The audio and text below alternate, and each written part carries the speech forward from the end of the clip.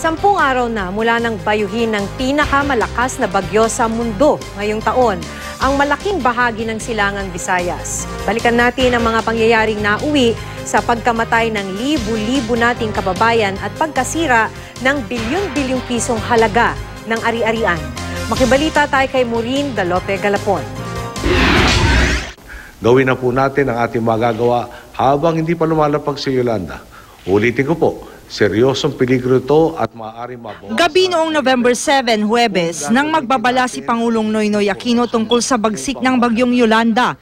Sa mga panahong iyon, nakataas na ang signal number 4 sa maraming lugar sa Eastern Visayas. Marami na rin ang nagsipaghanda at nagsilikas. Madaling araw ng November 8, Biyernes, naganap ang unang landfall ng bagyo sa Giwan, Eastern Samar.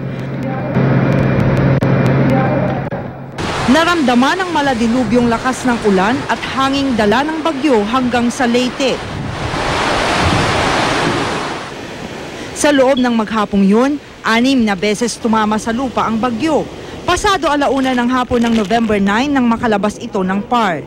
Sa paghupa ng malakas na ulan at hangin, ganito na ang nasilayan ng publiko. Sa Tacloban City, tumambad ang mga patong-patong na sasakyan, mga wasak na bahay at mga bangkay. Bagsak ang linya ng komunikasyon at walang supply ng kuryente.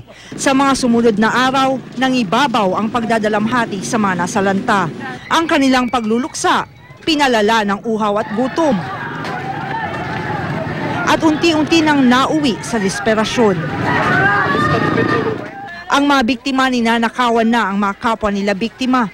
Gabi ng Linggo, inutos ng Pangulo ang pagpapadala ng dagdag na sundalo at pulis para mabantayan ang kaayusan sa lugar.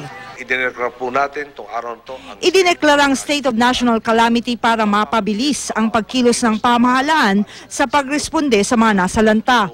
Mahigit 1 linggo matapos ang pananalasa ng bagyo, tuloy-tuloy ang buhos ng ayuda hindi lang mula sa ating gobyerno, kundi maging sa ibayong dagat. Kahapon, muling tumulak pa Tacloban si Pangulong Aquino. Ang gusto kong ipagdiinan, may kakayahan ng gobyerno, marami hong tumutulong sa ating mga bansa, 28 bansa na hong tumutulong sa atin. Kaya ba natin ibangon? Pwede. No? Kayang-kaya. Ang mensaheng ito marahil ang pinanghahawakan ngayon ng mga sinalanta ni Yolanda. At sa kauna-unahang pagkakataon, simula ng manalasa ang bagyo, muling iwinagayway ang watawat ng Pilipinas sa City Hall ng Tacloban. Maureen Dalope Galapon, Nagbabalita, Pilipinas.